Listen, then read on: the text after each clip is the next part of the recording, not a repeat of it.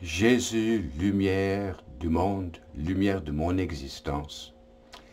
Jésus qui rentre comme lumière dans mon âme. Jésus qui reflète dans ma vie, dans mes yeux, dans vos yeux, dans le monde.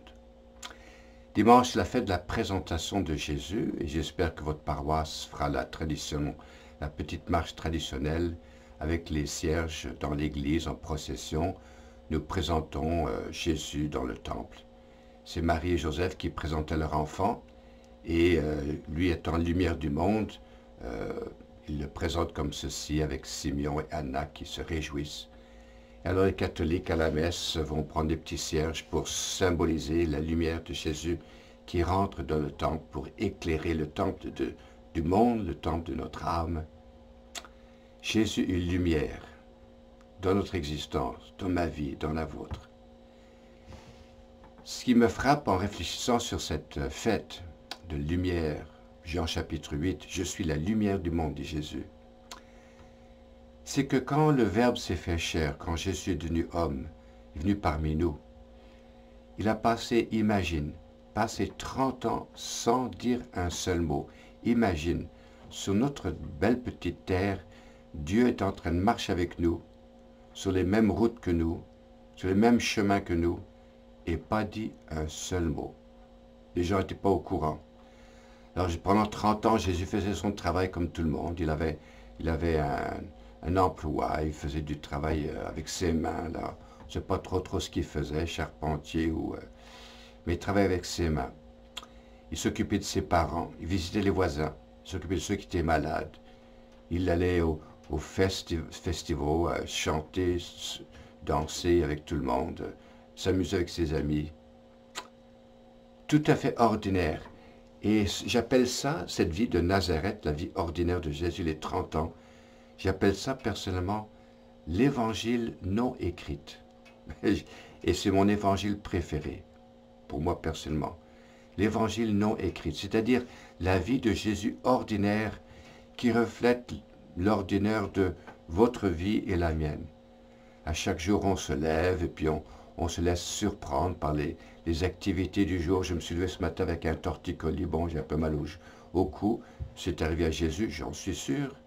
Ben, qu'est-ce qu'il a fait? Ben, il ne s'est pas plaint. Il s'est continué sa journée. Alors il se levait, il faisait le ménage chez lui, il faisait son travail, sa besogne avec fidélité. Il s'occupait des voisins. Et là-dedans, il éclaire le chemin qui est le vôtre et le mien, de faire l'ordinaire de chaque jour avec grande affection et grande générosité et avec foi. Ici où j'habite, il fait un petit peu froid, il fait moins 25 degrés Celsius. C'est un petit peu frais. Et puis, pas mal de neige, à 3-4 pieds de neige partout, 1,5 mètre peut-être, 2 mètres. Alors on vit avec, on retire la neige, on déblaye partout, on essaie d'aider les gens qui glissent dans les fossés, parce que ça arrive ici. Alors tout le monde se met debout, on essaie de sortir les gens des fossés.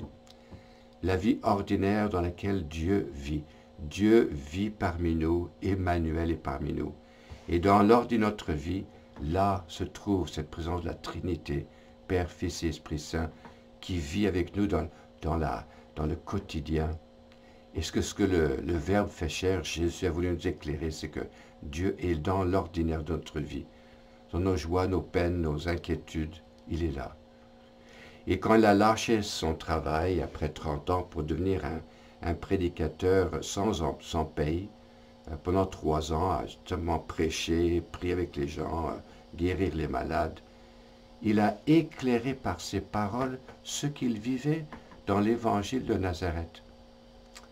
Et la première chose qu'il a dit, c'est au mont des Béatitudes, en se levant devant tout le monde, il a dit « Je vous annonce que si les 10 commandements de Moïse sont tout aussi valides, ça a été remplacé quand même par ce que je veux vous dire maintenant, les 8 béatitudes.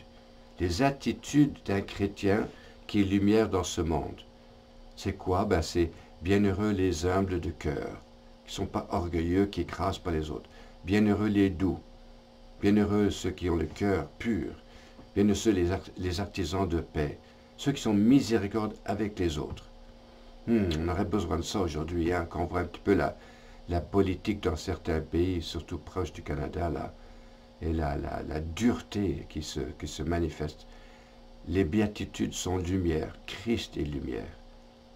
Alors, avec cette réflexion, je vous invite cette semaine, cette journée, ce dimanche, de vous réjouir dans la lumière qui vient dans notre temple de notre âme, le temple de ce monde qui est Jésus. Bonne fête de la présentation du Christ. Jésus est lumière.